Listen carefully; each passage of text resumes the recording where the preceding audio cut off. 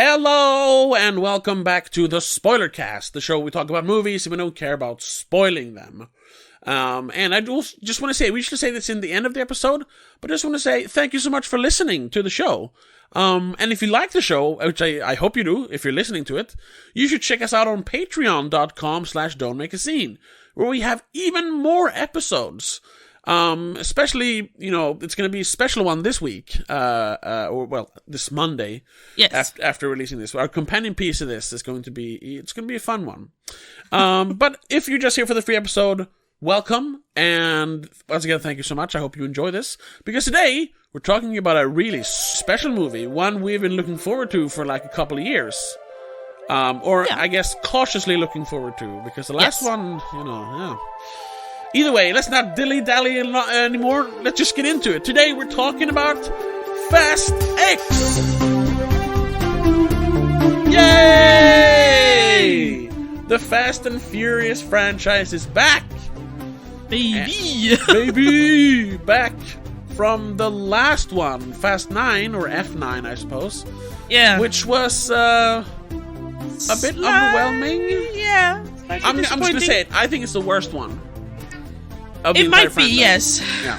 I'm gonna have to sit down and actually think about it before I say anything like that, but it's bottom at least. It's definitely bottom tier. And if you want to hear us talk about that movie for like an hour and a half, we did an episode on it back in 2021.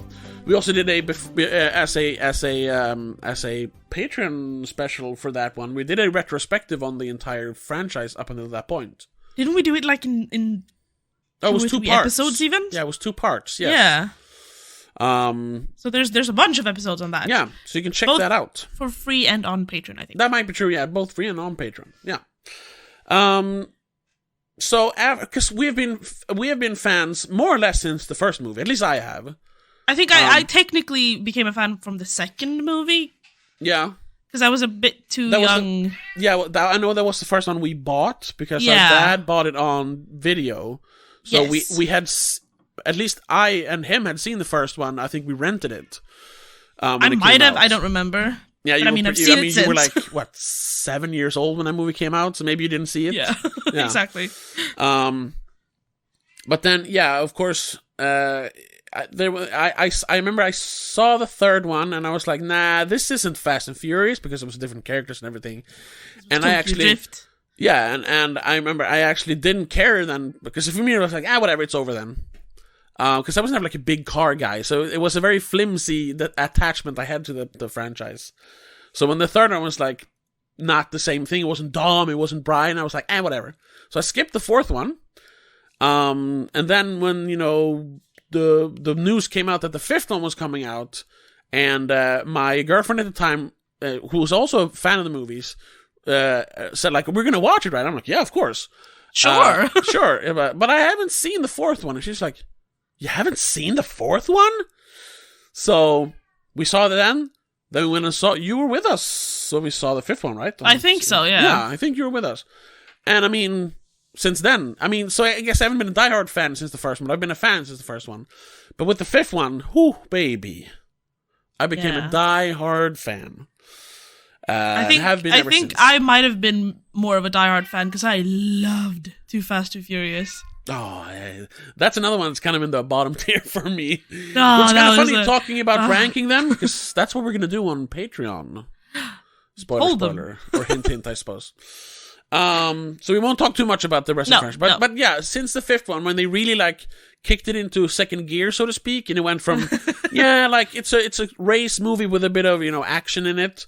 It went full on action movie. Yes. And it, big. It went big. I mean, at the time, that was we've talked about it as well, how the action at that time, the action as a genre was kind of on the low down. Like early 2000s action was nothing really. You had James Bond, but that's very niche. Yes. And you had you had the Mission Impossible movies.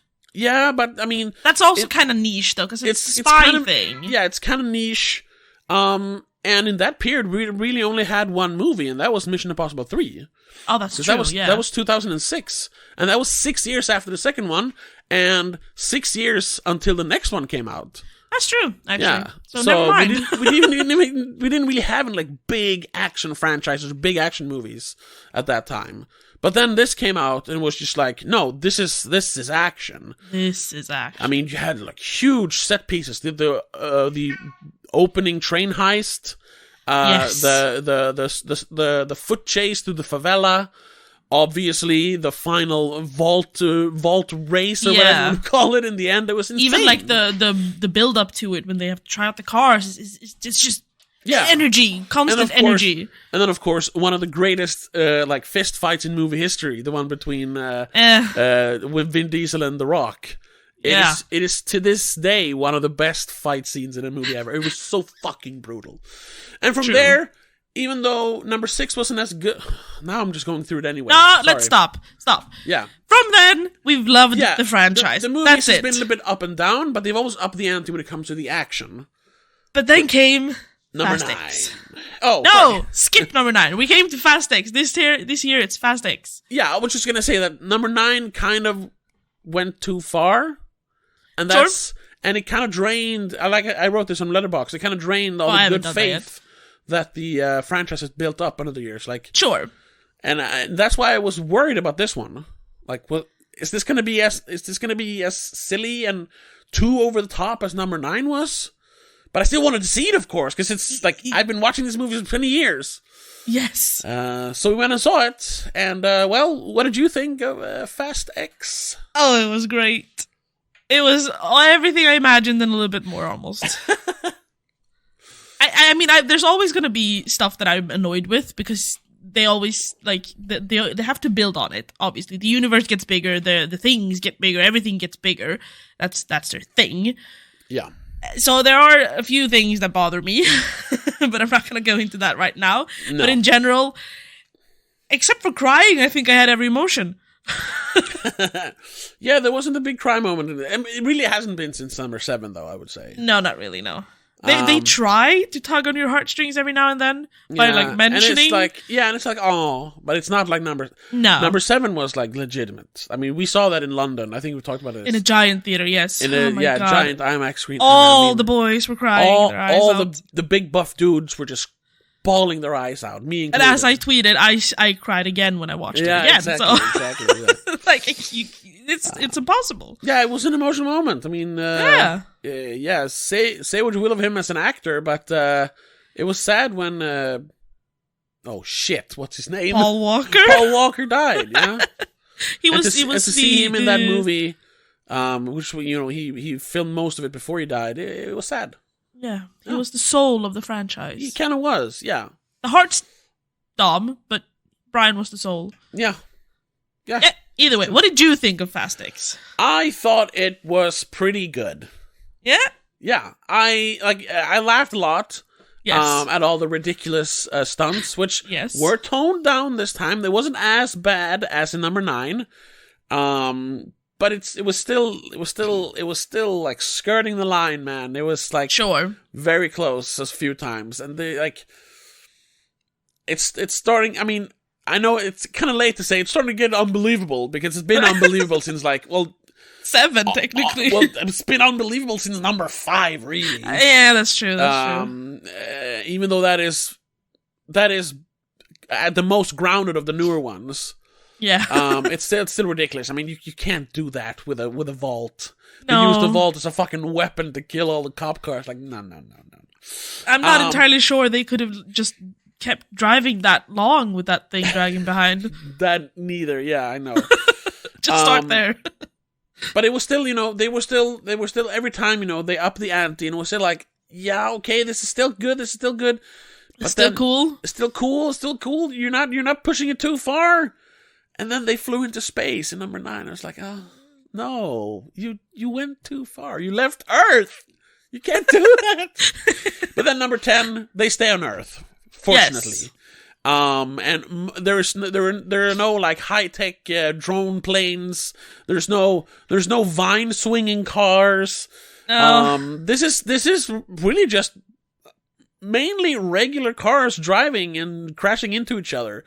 Yeah. On a ridiculous scale, but I mean, they seem to be able to take an amazing amount of damage without actually getting damaged. Yes, of course. But that's kind of a given. You can't really. And he's still, Dom still used 2 helicopters as sledgehammers. Oh yeah, that's true. But there's the okay, ones, whatever. But it was just one. One time with 2 helicopters. With 2 helicopters. Yeah, it was okay. It was okay. It was okay. We also didn't have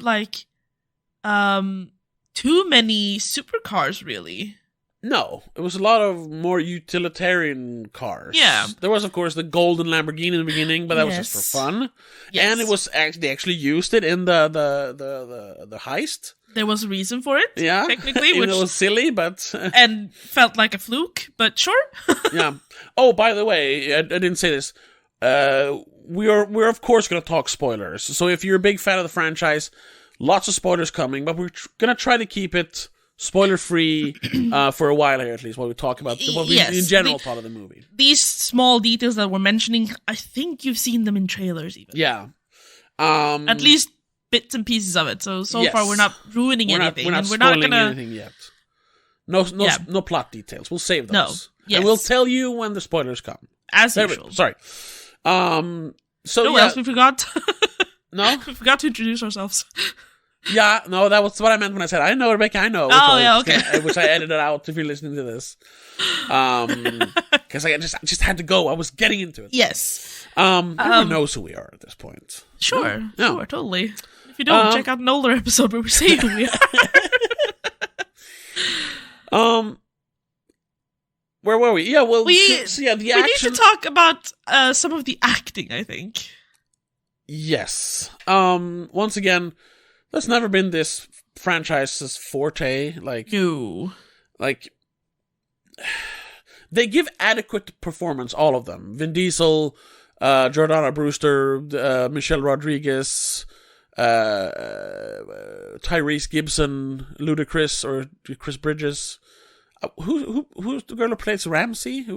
Nathalie Emmanuel. Nathalie Emmanuel, right. They all give fine performances. Some are better than others, but they're not fantastic. No. And then you always have a big hulking guy playing the bad guy. Never really had super charismatic bad guys before. Cypher? She's not charismatic, she's sinister. I suppose, yeah. But there's not been a lot of, glitz and glam around. No, that's true. It's either muscle or tech. That's it. Yeah. Here, however, we have Jason Momoa as the son of Hernan Reyes, the bad guy from the 5th movie.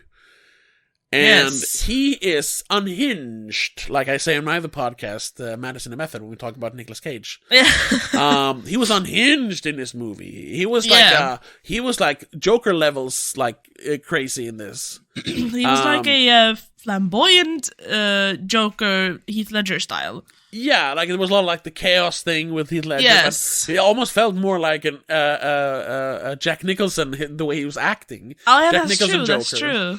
From the 89 Batman. Yeah. Yeah, because he wasn't as sinister as Heath Ledger, No, that's true. He had sinister motives, obviously. Oh, of course. But there was this theatrical aspect of him. Yes, very much.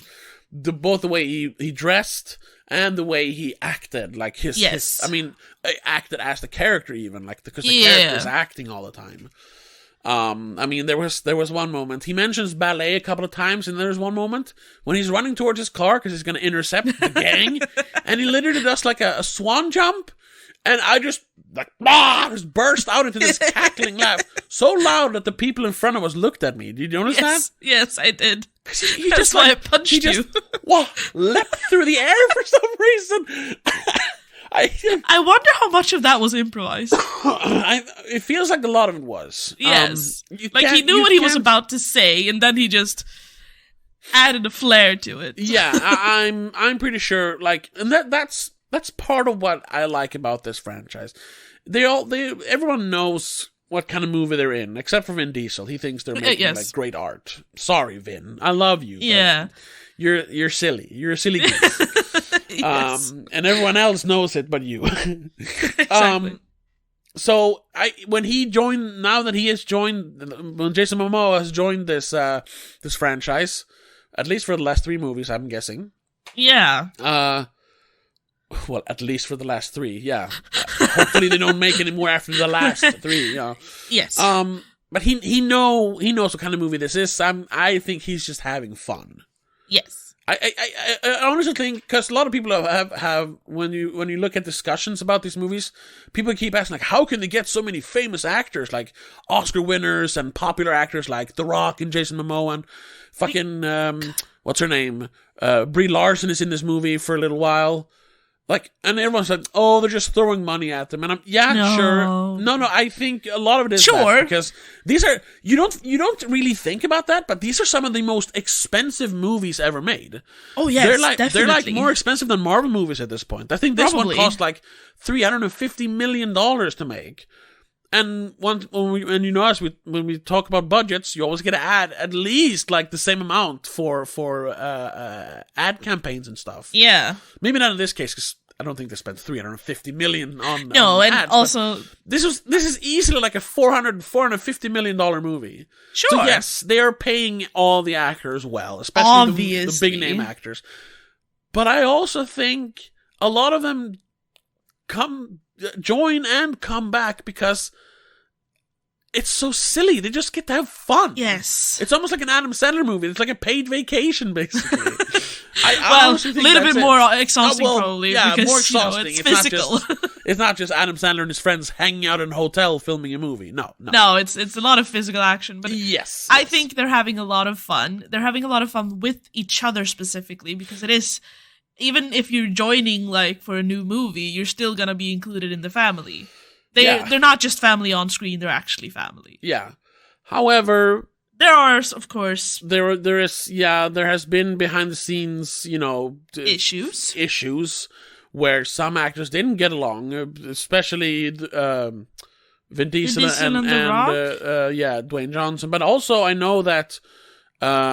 Didn't Tyrese Gibson have issues with someone for a while? Was not a big fan of the Rock, but like we said, it almost felt like for a while he kind of took over the franchise, and he needed to be put in his place a little bit to understand that he was joining something that already existed. He couldn't just this is my stuff.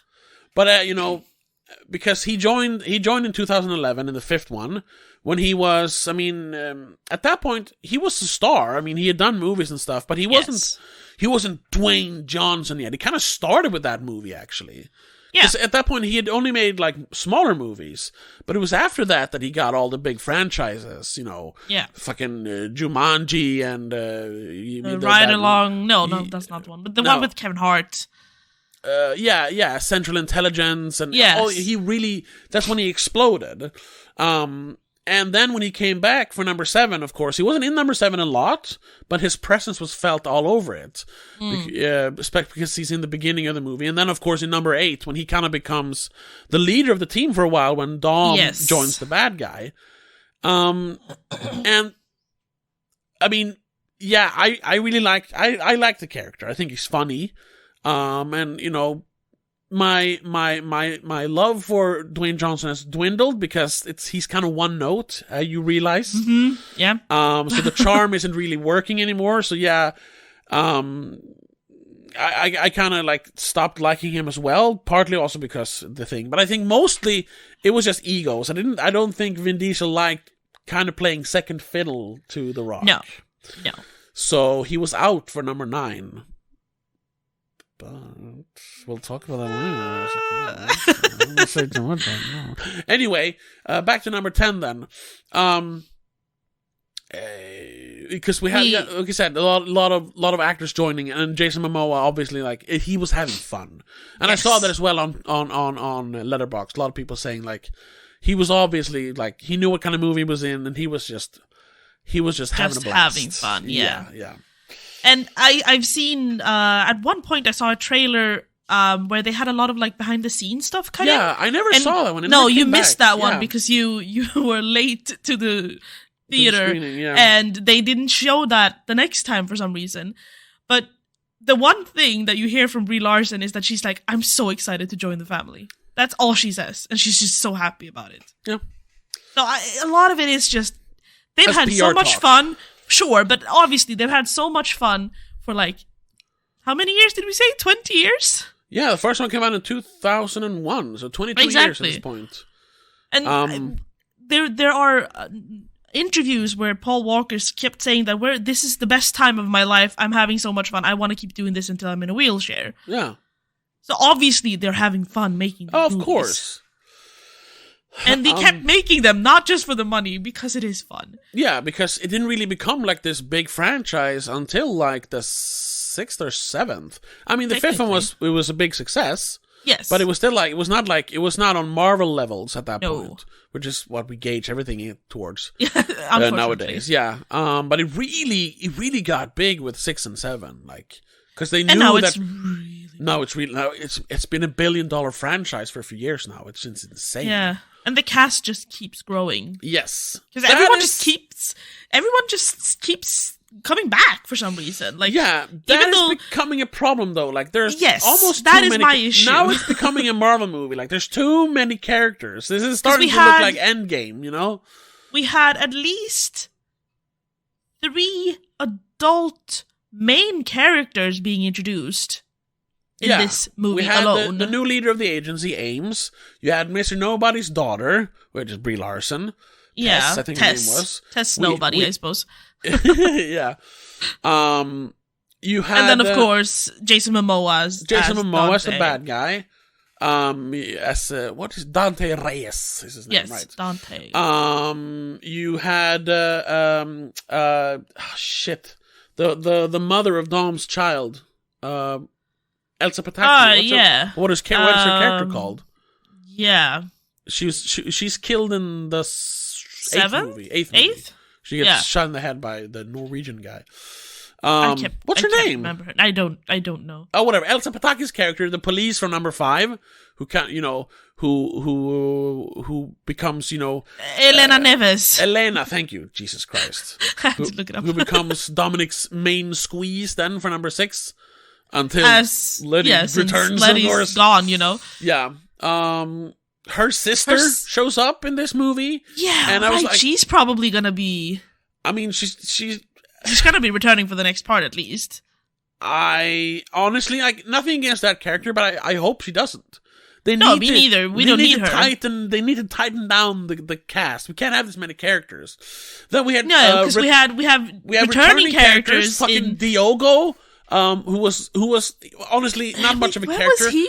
He was like the guy who he was like the main guy who like held all the races in Brazil, Rio de Janeiro, in the 5th movie. Oh, you know when they have the showdown at the race place. The race place. The race place. He's like, Dominic, good time, long time no see, brother. Like in this movie, yeah, and then the Rock shows up with his commandos, and somebody says, "This is Brazil." That line, and pulls her guns. Right.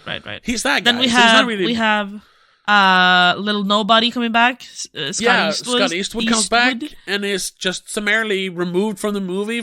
I don't even know why they really needed him there. That should have been Brie Larson. I don't know why that had to be two characters. I thought it would be. I thought she would replace him. But I had read that Scott Eastwood was going to come back.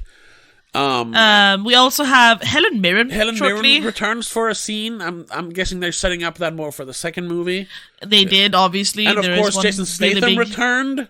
Who had been missing since number 8. That's a lot of why I think number 9 was so bad. Like, a lot of characters / actors disappeared from that movie, and it felt kind of insular. It felt so small, but at the same time super big with all the action.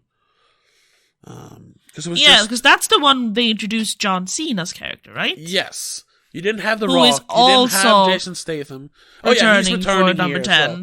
Well. He was like a super dangerous bad guy in the last movie, and now he's the silly uncle to little Brian. It's like, or Lil B. Lil B, yeah, which was like, who's also gonna be an important character, more of obviously. a character now, yeah.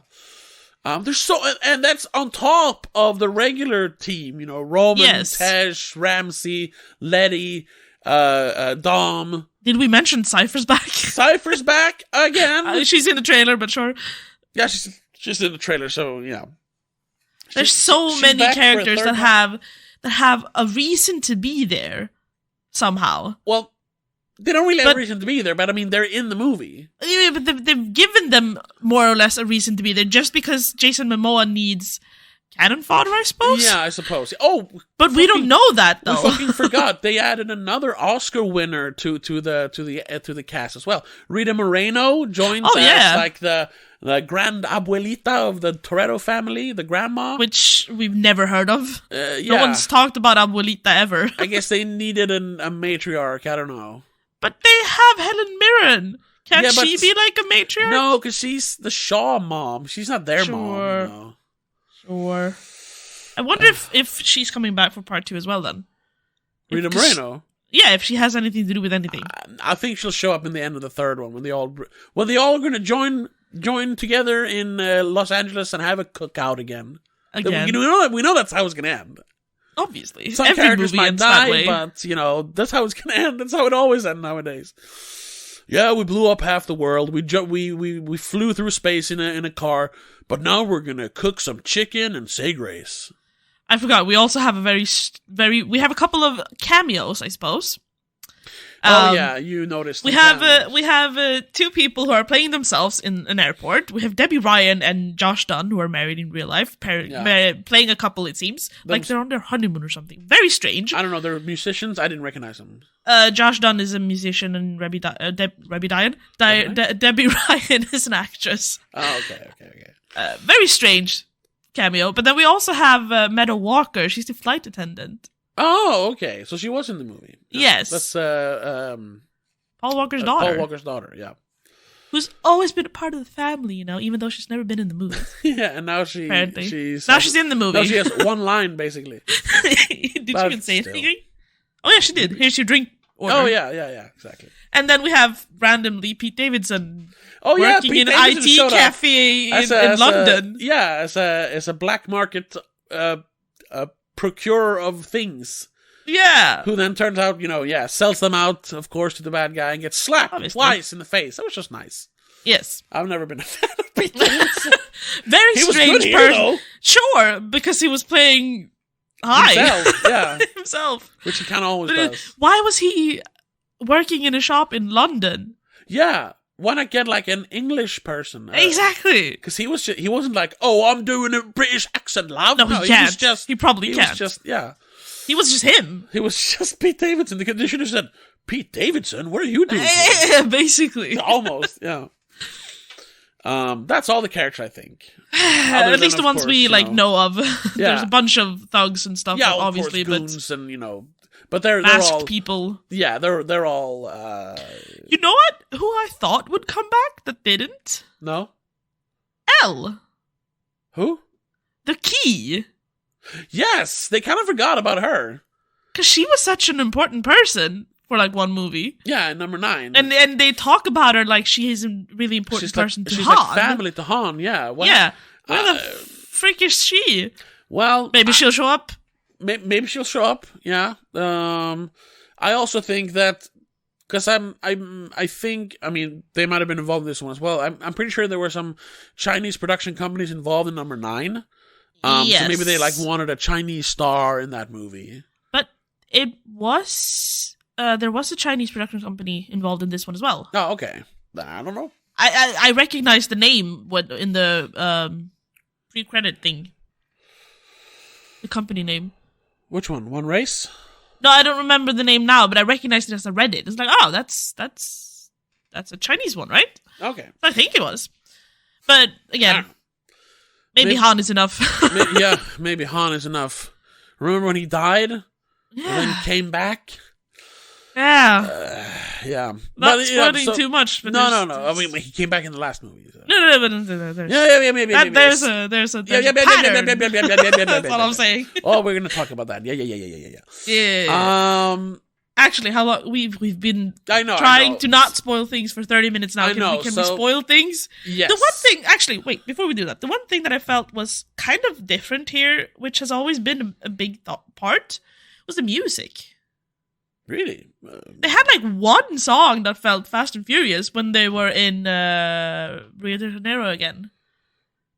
Or wherever they went for the car. But there was a bunch thing. of like hip hop songs and I don't know, Latin soul. I don't know what to call it, dance hall songs, which has always been. It didn't have the same vibe to it. Oh, okay. I don't know. Maybe because they weren't in that kind of setting enough. Yeah, I suppose maybe.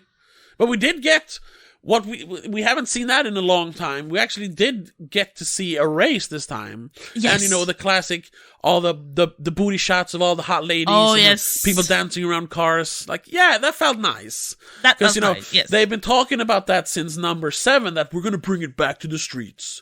And they never do. I mean, they have their cars, obviously. There are cars, and there were races. Car chases. I mean, technically, now that I think about it, there is like a big street race in the beginning of number 8. Yeah, but it's not the same. It's not the same. It's very specific. It's not just a race. It's a fucking spectacle of that car. Number 7 starts with the bigger version of Race Wars. It's actually really, once again, number 9 that didn't have a fucking race. Yeah, I guess. God damn, number 9 Though sucks. this one had specifically, it felt a lot like the first movie, actually, with the racing, and they even had like... They had all the shots, like, going through all the windows, all the cars looking at each other, even though it turned into just an action scene with explosions. Like, sure. But still, they were racing. They even had the following the fuel thing. Yeah. But that was later, though. Yeah, sure, but it was in the movie. Yeah. So, I mean, all in all, I liked it. It's still, and a lot of that is like bad faith from number 9, but this is gonna end up like it's one of the worser ones for me. Oh, I don't know yet. I'm still high on the adrenaline. Okay, yeah, but I'm not deciding that yet. Yeah, I mean, if you're a fan of Fast and Furious. You're not going to get disappointed. No, you're going to love this. Or you're going to like this, at least. Because it's better than number 9. You're going to enjoy it. Yeah, because it's better than the number 9. So, then it's fine. It's better than Hobbs and Shaw. Ugh, we're not even counting that one. I mean, I think Hobbs and Shaw is better than number 9. But it's not Fast and Furious, though. No, I know. It's like a completely new thing. They just happen to use those characters. Yeah, it's definitely less focus on cars and everything. I know. But still, yeah, so I would recommend it. If you don't like the Fast and Furious movies, you're not gonna like this. No, because it's a Fast and Furious movie. Yeah. If you're a fan of action, good action set pieces and cool stunts, you might enjoy this. Yeah, because unlike, once again, number 9, this brought back a lot of real stunts, even though a lot of it was CGI as well. Sure, but they had real stunts, like real cars exploding, real cars flipping. It was nice. It was so nice to see that again, because we didn't get that in number 9. God damn, number 9 sucks. There's really just one thing in Fast X that is over the top for me. Which one? It's the one in Rome. That's a bit much. Yeah, and honestly, that's just on the level of what we've seen in number 5 and 6, Sure, but it felt a bit... The impact of it was a bit definitely, much. And it went on for too long. I mean, that was the first big... It was the first action scene, and I think it was like 20 minutes long. That's another thing. Almost 30, these movies are getting too long. Yes, they have crossed over the 2-hour mark now by the last 3 movies, technically. Yes. I mean, Fast 7 was... Fast 5 was also... It was like 2 hours and like 10 minutes. No, that's like 140, isn't it? No. It's been 2 hours for a while, but I mean... Shit. It's fine when it's close, like 2 hours, 10 minutes, especially when you have a lot of credits. But now we're like up in 2.5 hours, the last few movies. And it's calm down. Yes. I get it. You can cut down some of the action bits. Yeah, honestly. Because some of them are just going on for too long. It's the same. Even though there's different shots, it kind of feels like they're repeating things. Yes. It's still just a motorcycle going down a hill, basically. Yes, exactly. Even though they turn every now and then. Yeah. Having said that, though, still enjoyed it. Yes, very much. It's a 6 out of 10 for me. I'm not sure yet, but it's above average.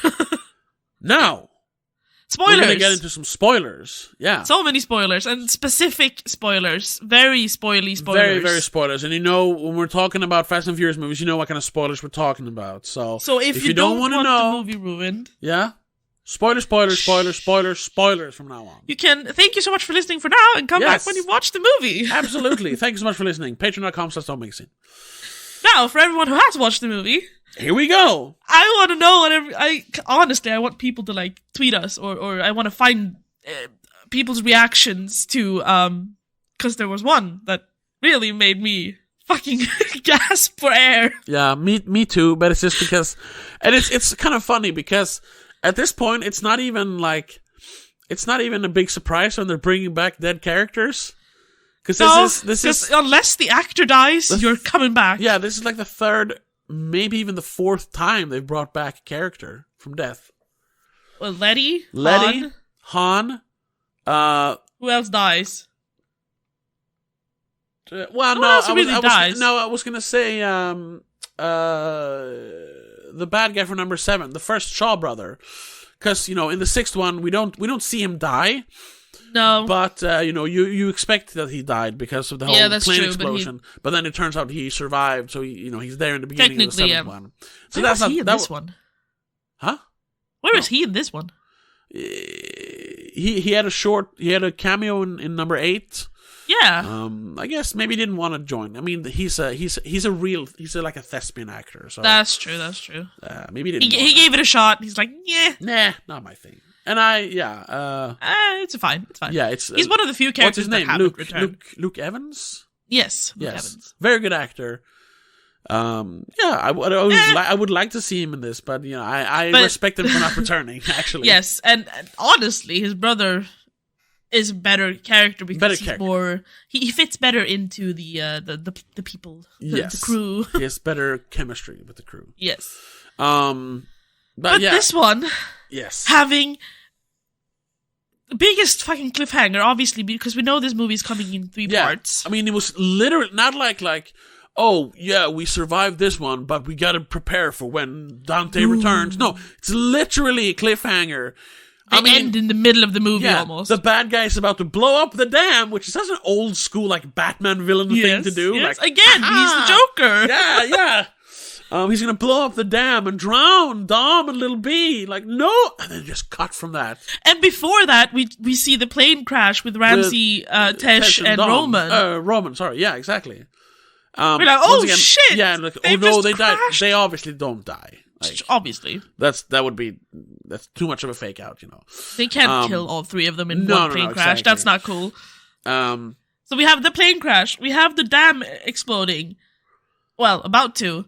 Yeah. And then they cut. And we see Cypher and Letty, who are escaping from the Blacksite prison, the agency Blacksite prison.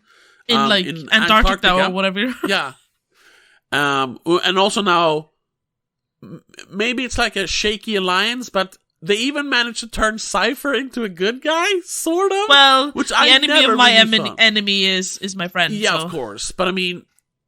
she's gonna be friends. Yeah, definitely. She's gonna sit at the table Letty. after she killed the mother of Dom's child.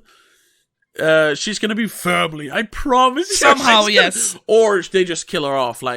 Hey, it was a good ride, and she sacrifices herself, kind of.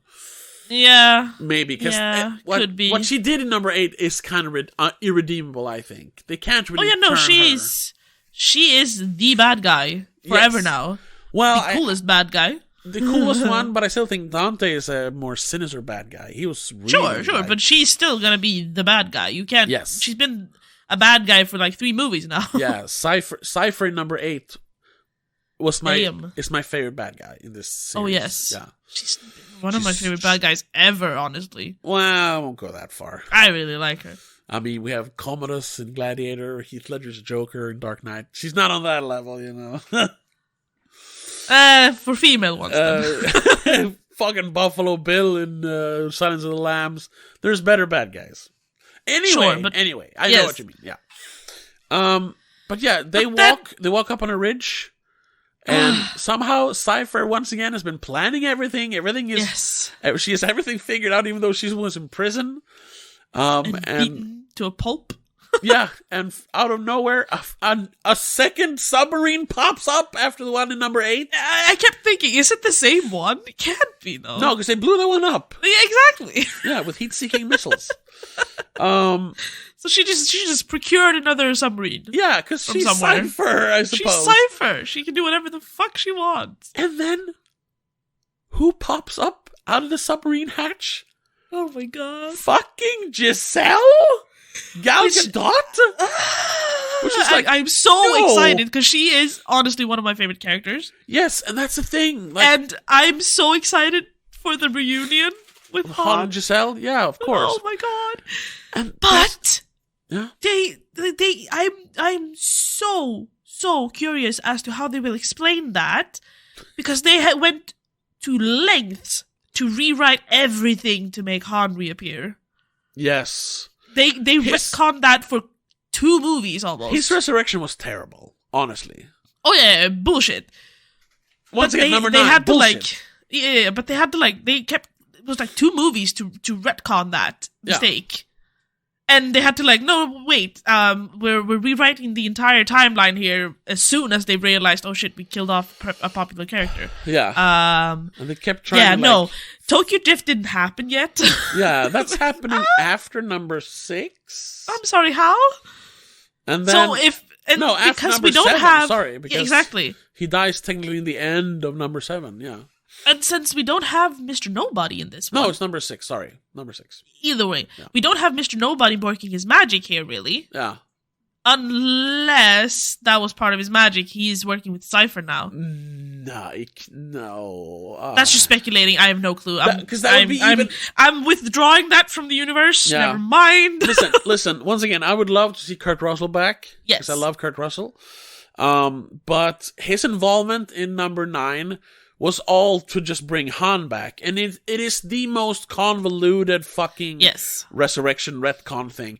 And that's also another thing about number 9, why it's so bad. There's not only that, which is they spent 10 minutes just explaining how he came back after Tokyo Drift. Yeah. And how he has been secretly working with the agency. Why did they fucking tell him he was back then, you know? Exactly. And then he has the key to the super weapon in number 9.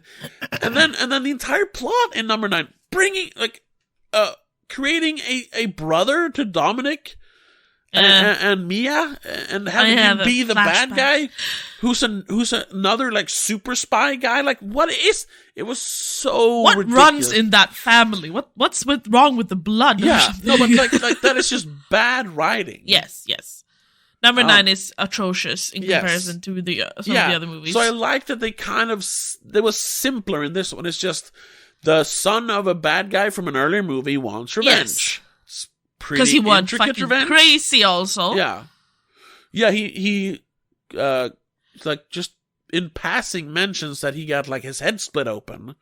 Yeah, and he died for 2 minutes. Yeah, so obviously he went crazy. And after that, his brain got fucked. Yeah. But I mean, at I least do love how they, simpler. yes, I do love how they kind of cut him into number 5, sort of. It's kind of silly. I wonder if because I couldn't tell if they replaced some of the actors or if they've actually pretty decently casted people to look the same. No, I think they just used footage from number 5 and then... No, but they did. But then whenever he was in shot... Yeah, but it was all close-ups. It was all green screen stuff where they built little sets, you know. He never interacted with anyone except for his father. Ames and his father. Yeah, and we know that Joaquin de Almeida shot stuff for this movie and they digitally de-aged him, so... Sure. Well, right, that's another character they kind of brought back, even though it was for a flashback. Yeah. Hernan Reyes was back, which is fun. I like Joaquin de Almeida. I wish he was in more stuff. But I think they did pretty well, except it did bother me a little bit that the first minutes were pure shots from number 5. Yeah. Barely they kept it short, though. Yes, but it barely even digitally enhanced them to match the rest of the movie. You could tell when it was a new shot. Yes, you could. But that's because number 5 was shot on film, I'm pretty sure. Then 6 and 7 was digitally, and 8. Then number 9 of all movies was actually shot on film, because Justin Lin wanted that. Which is cool, Too bad that movie sucked. But now they're back to digital again, so that's why it's you notice, even though they add grain, you can tell when it's shot on film for number 5 and digitally shot for number 10. Yeah, you can notice. I'm looking at the director. I'm sorry, I just had to. Oh, Louis Leterrier. Yeah, he's not a great director. He's done some real crap. He's done some good stuff as well. I will always remember him as like an editor. He worked with Wes Craven and edited movies with him. And he did direct one of my childhood favorite movies, Dracula 2000. Yeah, I know. Wait. Once again, because Wes Craven produced that one, so he gave his editor a shot to direct the movie, you know. I think that's him at least. Isn't it him? Louis Leterrier? He did Clash of the Titans 10 years ago. Sure, you're thinking of the right dude? Wait, director, previous. I'm pretty sure. No, Now You See Me. Clash of Titans, sure. Now You See Me. Oh, maybe I'm... You're mixing them up, I think. Damn it. That's not good. Oh, no, I was thinking of Patrick Lussier. Sorry. Not Louis Leterrier. Yeah. French dude, whatever. Yeah, sorry.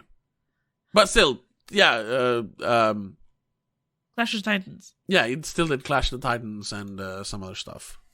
Louis Leterrier. He's a working director. He's kind of a hack, but he did fine here. But at least Justin Lin's still involved, right? Yes, that's another behind the scenes like a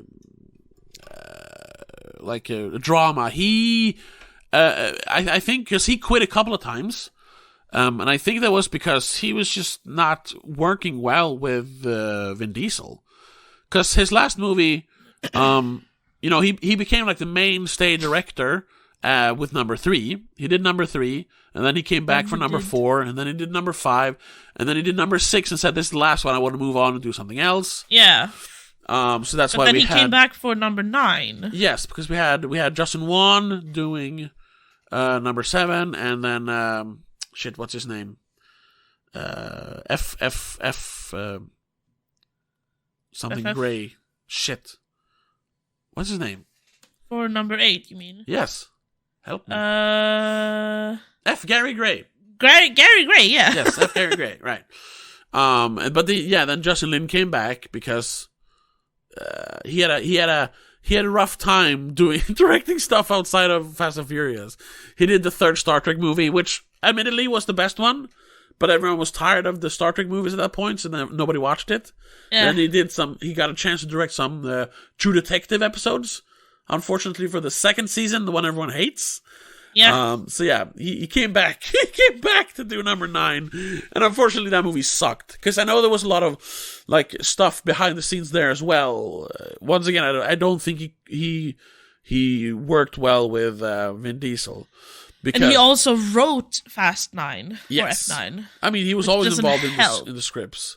Because I know there were two like uncredited guys who did additional directing for number 9. Oh, okay. Yeah. So there was always stuff going on. And that's why he didn't. He was supposed to direct this one, but he walked away from it like a week into shooting because he's like, I can't do this. Because Vin Diesel, this is his baby, so he's micromanaging everything. Yeah, probably. Yeah. Justin Lin just can't work with that. Yeah, because he's the director. He needs to be free from those kind of restraints. Yeah. And Vin Diesel needs to back the fuck off. You're the actor guy. Calm down, bruh. You can throw money at it. Yeah, exactly. And you can say I want stunts, but that's about it. But yeah, your crowning achievement is creating for the others. Yeah, your crowning achievement as an actor is Dominic Toretto. Like, calm down, bro. I honestly only know him as that, and like. For me, I think honestly, for me, it's always going to be Riddick. Riddick. Yes, I love the Riddick movies. There's only 3 of those though, so this, of course, overshadows it. But those are the only ones I know. Like, he has 3 franchises, and that's it. yeah, exactly. Riddick, Furious, and Triple X. Oh, have you seen the 3rd Triple X movie when he came back for the 3rd one? Which came out in 2017? Yeah, we saw that in theater, I think. We did? Oh, okay. That's an amazing movie. Speaking of great stunts or great like set pieces, when they crash, a plane into a falling satellite. Yeah. And Vin Diesel is in the plane, but he manages to escape by jumping out of the plane as it's exploding. Yeah. Oh my God.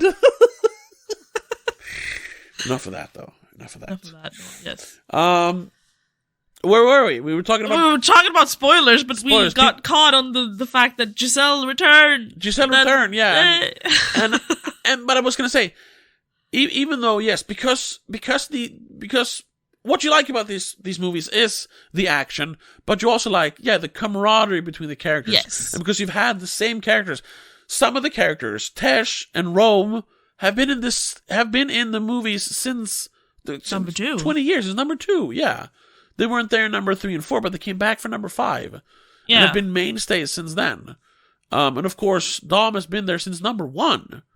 Letty as well, yeah, exactly. Even though she's kind of missing in one movie.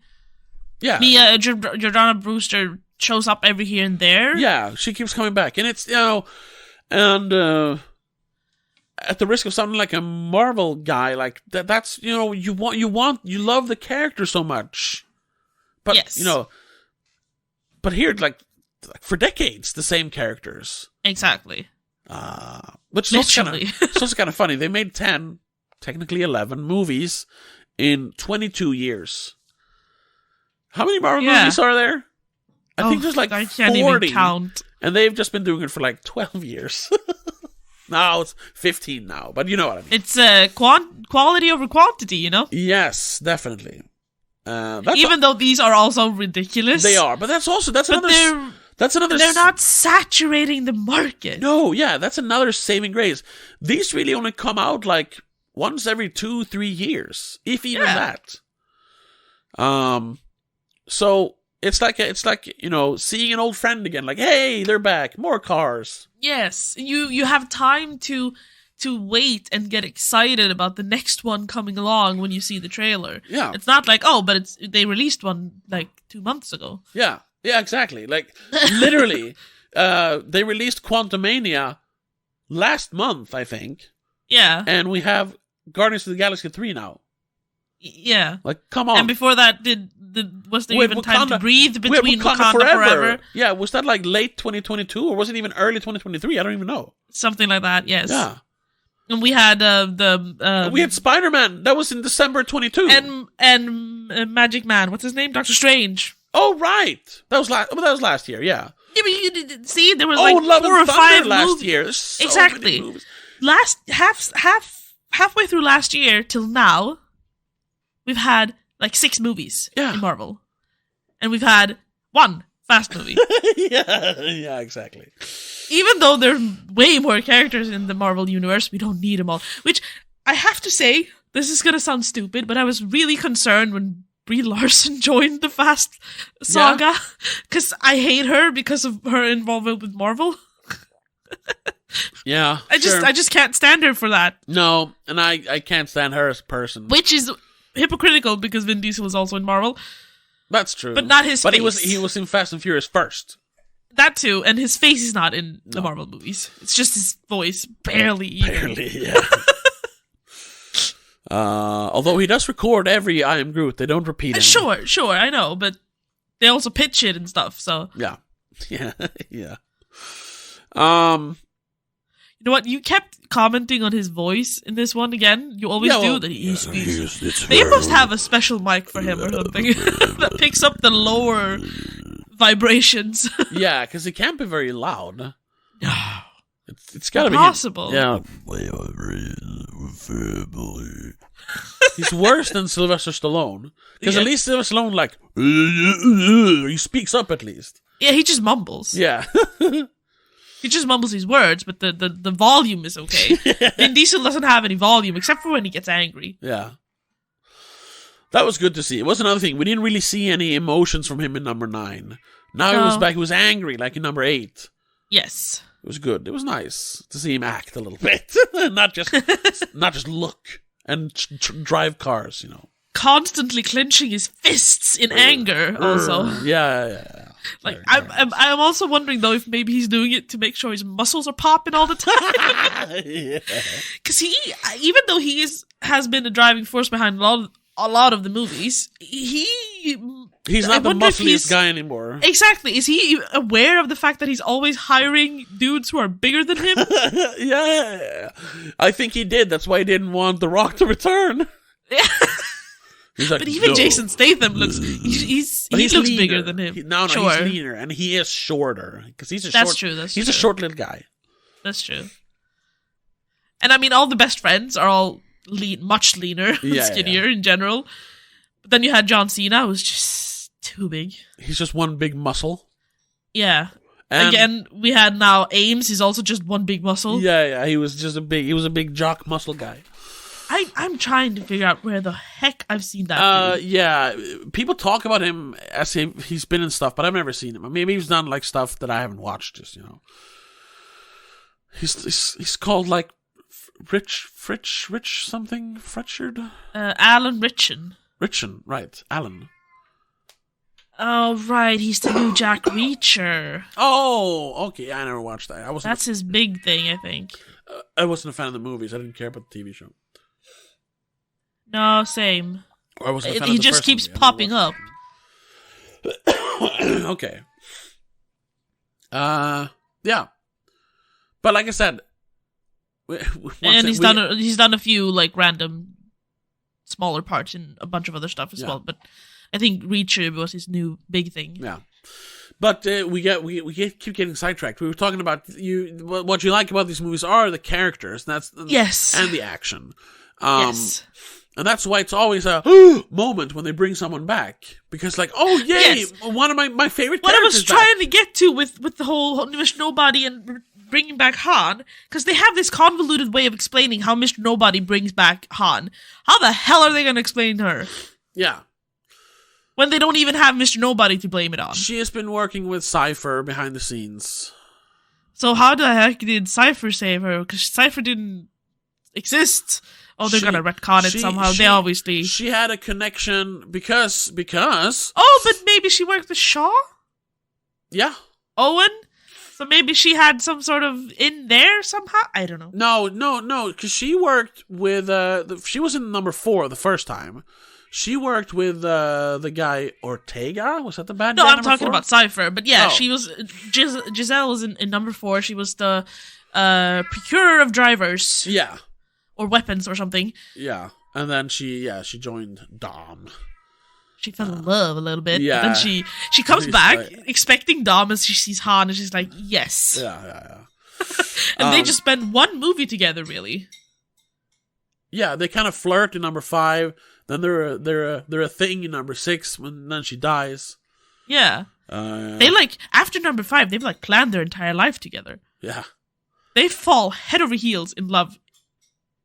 And I love it.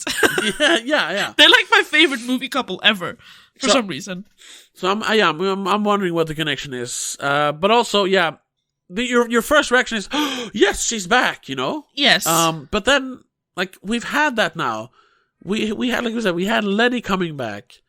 And that was what? Even though when she I turned didn't up in have that 6. reaction with that. I was like, no, because that was why? It was earlier in the franchise. Yes. And she was in the first one. She was in the first movie. She was not in the second movie. She wasn't in the third movie. And she basically has one scene in number 4.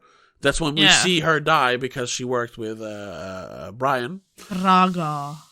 Yeah, she was. Well, yeah, Brian, but Braga is the bad, not Ortega. Braga, right? Yeah. Yeah. So she's not really in number 4, other than to say she died. Yeah, and flashback. Yeah, and then she's not in number 5, and they even move on in number 5, and Dom, kind of starts a relationship with Elena. Yeah. And then she pops up in number 6, and you're like, oh, they brought Michelle Rodriguez back. That's okay. Yeah. But now they killed off Han, even though that's the first movie. But they brought him. They had the retconning thing that. Yeah. So he was in a lot of movies. He was in 4, 5, 6. Yes. Before he died in number 3. Technically, yes. Yeah. So technically he was in 3, 4, 5. He was in 4 movies before he actually died. So yeah, bringing him back was like a whoa, because he was like part of the team more. Yes. And now this then, Giselle coming back after being in number 4, 5, and 6 again. And also having that, because she's the reason why Han is in Tokyo. Yeah, exactly. He dies technically. Yeah. So there's this deeper connection somehow. Yes, that's why we went. But at the same time, this is the 3rd time they're bringing someone back from the dead. It's getting a little ridiculous. Yes. Like, it's also, you know what the worst part is? They're building up to, like, if anyone dies, we can bring him back. Yeah, but there's one character you can never bring back. Exactly, because he died for real. Yeah, and that ruins it a little bit. Because then you're like, yeah, now we're just waiting for you to, like, deepfake him. Yeah, which I out of respect, I don't think they're going to do that. No, please don't. Please don't. I mean, they did. I appreciated that his brothers helped them finish. His brother. No, brothers? Brother. Yeah, helped them finish his last movie. Yeah, of course. They had to do that. That is beautiful. Thank you for doing that. But please. Yeah, and then let the dead rest. Yeah, because in number 8 they're not involved because Mia and Brian they're out of the game. They're a family now. But then they hinted because Mia came back in number 9 and they hinted that at the end when they're having the barbecue. Yeah, he's on his way. His Nissan shows up. Yeah, he's on. Yes, and you see it pull up. And like, oh yeah, he's still alive. And here they almost like have like this sad moment where he's reminiscing about Brian, like as if Brian is dead. And yeah, but they also leave an empty seat at the table, though. Yeah, exactly, which is so weird because Mia is there without her child even. Yeah, with any of the children, she has 2 now. Oh, yeah, right. Because she's pregnant with the daughter. We never get to see the daughter. Yeah. So, you're almost like, did you forget that Brian is still alive? And you want to reminisce over, why do I keep forgetting his name? The Paul actor. Walker? Paul Walker, thank you. Paul Walker? It's like, no. Paul Walker's dead, not Brian Earl Spillner. He's alive. Which, I have to point that out, too. It's weird that they named Lil B Brian. They should have named him Paul, but maybe that would have been too maybe sentimental. A little too on the nose, maybe. I don't know. But it's because naming him Brian feels like they're naming after a dead Brian, but Brian isn't dead. Yeah, I know. That's a problem. That's a problem. I understand why they did it because they want to keep Brian in the movie. Yes. In the movies.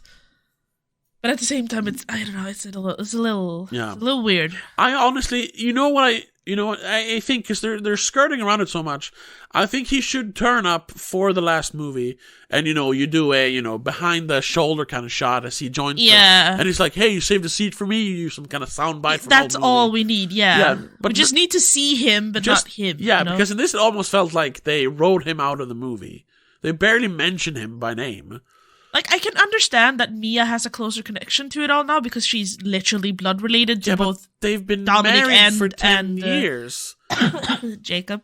Yeah. And it's her abuelita there, but shouldn't her kids meet her abuelita as well? They have Rome and Tesh there, but not Brian? And the babies. They have Ramsey there, but not Brian? I guess just a business partner with Tesh and Roman. I still don't know what their deal is. They work for the agency. They work for the agency, but they're like, what consultants, I suppose. No, but I mean, what their deal is, relationship wise. Oh, they're, I don't know. Are they still fighting over her? Is that the thing? Or I don't know. Or maybe they're super rich. They're in a polyamorous relationship. Yeah, maybe. But I don't think Tesh and Roman would work that way. Especially not after this movie. And that's why they don't talk about it. Thankfully this is a PG-13 movie, so you don't have to talk about it. No, that's true. No. I keep waiting for Ramsey to go like, no, but I have a girlfriend or something. To like throw it off. That could work. What if Ramsey and Tess get together? I don't know. Make that spinoff. No. Sorry. I don't want a Brie Larson Fast and Furious spinoff. No. Stop it. I don't know what else to say. There's just the main thing about these movies is nostalgia and reminiscing, really. Yeah. It brings back that carefree action vibe every time. That's all you want from them. You don't really expect more. No, exactly. And that's what you get. And that's what you get. And they for the most part handle it well, except for number 9. So this one was a step up. I really hope they keep, because Louis Leterrier is doing the second and third movie as well. So I hope they don't go too far with any of these. Keep it on this level. It would be very strange if they switch director in the middle of, because it's probably gonna feel like one long movie. Yes, I think so as well. And if they switch, that'll be weird. Yeah. Though he's only credited so far for Fast X Part 2. Oh, on Letterboxd, it's all 3. Okay, cool. Not on IMDb yet. Also, though, we can't forget, we gotta mention, because they did bring back one more character. Ooh, who am I forgetting about? They fucking brought back Luke Hobbs. Oh, yes! Right! In the mid-credit sequence. I forgot about that. That was I never thought he was going to come back because there was so much vitriol between him and Vin Diesel, and especially him and Tyrese. He said he would leave the franchise if The Rock stayed in it, but here he is. He was very detached. It was just a cameo, but I'm guessing he comes back for the next one. Well, yeah, because Dante threatens him, so yeah. Until Dante's gone, yeah, he's gonna come back. He's gonna be in it. And maybe they've squashed the beef. I hope so. Because I know that Vin Diesel reached out over Instagram like a fucking 14-year-old. These grown people talking to each other on Instagram. Anyway, so hopefully they squash the beef. Because like I said, I like Hobbs as a character. I would like to see him back. I'm happy. Maybe he can get humbled by Dante a little bit. Yeah, something. So yeah, they brought back another. He wasn't dead though, but they brought back another character. Yes. We almost forgot to talk about that. But that was, it's literally just a cameo in the end. Well, I guess Giselle was as well, but that was the actual movie, not just a mid-credit Exactly, sequence. That wasn't a post-credit scene, mid-credit scene. Yeah. But that's gonna have to be it. I'm looking forward to the next one. I hope they release it quickly and don't drag it out, because we now need to wrap it up. So give us each movie now, 1 year apart. Give us the movies. It's dated as 2025 on IMDb, so we'll see. We'll see. I hope we not. might have to wait 2 years. I'm not sure. No, they have to wrap this up now. We can't wait this long. If any movie needs to be released quickly, like any sequel, this is it. Give us number 2, 2024. Give us number 3, 2025, so we can be done with it. And then for fuck's sake, also, because they've been saying this since number 8. No more after this. Yes. Fast fucking 12 will be the last one, because that's what they've been saying for years now. Fast 10 was going to be the last one. And then, Fast 10 is going to be 2 chapters. And then, a week ago, they were like, Fast 10 is going to be 3 chapters. 3. I bet they just filmed a lot, and they're like, fuck, we need to cut this, but I don't want to cut out that part, not that part. You know what? We'll make 3 parts instead. Yeah. And they're like, we'll just make more money. We'll just use all the outtakes and make a third movie. Yeah. Basically. Probably. Maybe we shoot 1 or 2 things, but yeah. Yeah. I really hope it doesn't crash and burn at the end here now, because, like I said, this was a step up from number 9, so... Yes. Go out on a high note. It's not going to be the highest note, because they should have ended with number 7, really. Even though I love number 8, they should have ended with number 7. Paul Walker was dead. See, yes, that is definitely part of it, but I am a little bit hypocritical in that part as well, because I love whenever there comes out a new movie. Yeah, but... a new Fast movie. Well...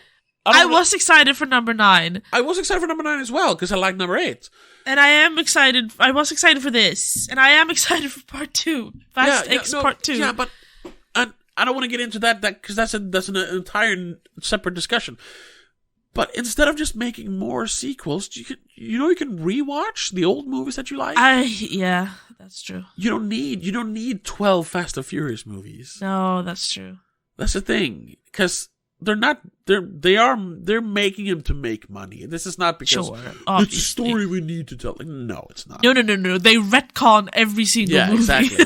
So instead of making 69,000 Marvel movies, imagine if we had 10 Marvel movies.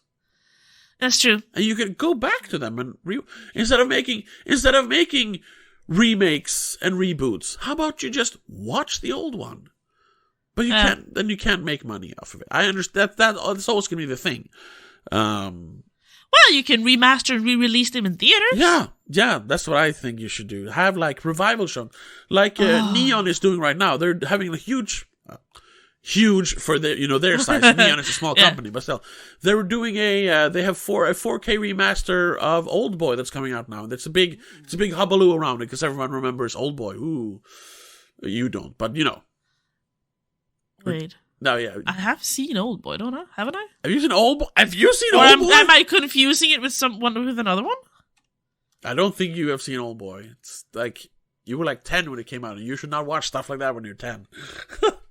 No, but I might have seen it later. Oh, okay. It's 2003, no? 3 or 4, yeah.